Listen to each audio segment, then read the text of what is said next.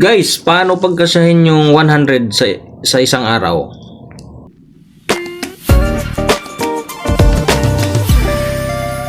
Ganito lang yan guys.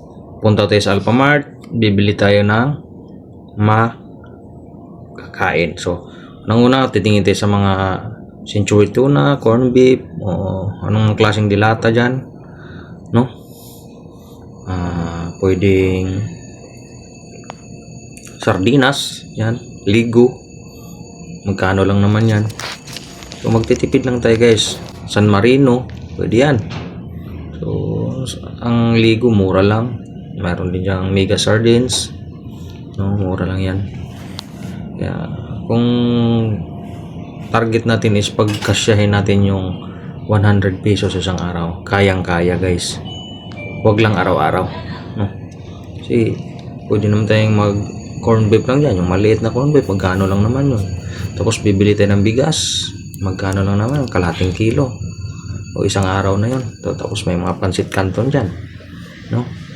Pero advice ko lang din guys, huwag araw-arawin na, kasi baka magkakasakit naman tayo pag araw-araw yan. So paminsan-minsan kayang-kaya natin. Kung nais nating magtipid sa araw na yun guys, araw na to halimbawa, kayang-kaya, no? Bibili tayo ng kalating kilo ng bigas, then dilata tayo,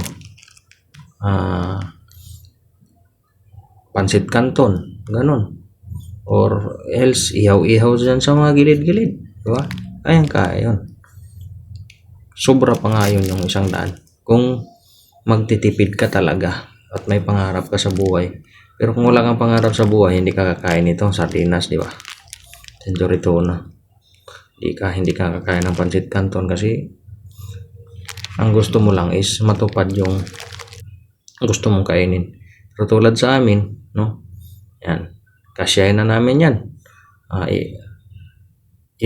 Tulad nito, pinakulo ang saging, din pansit canton, yan, 2 pirasong pansit canton, tapos asin, pwede na yun para sa isang araw.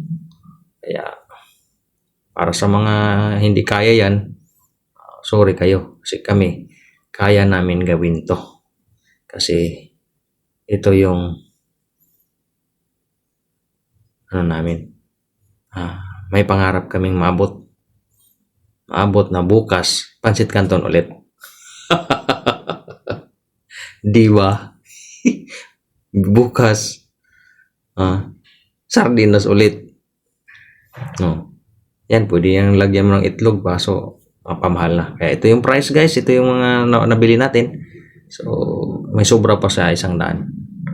Kaya yun lang guys, maraming salamat at sana'y makatulong to sa inyo sa pagtitipid. Good luck!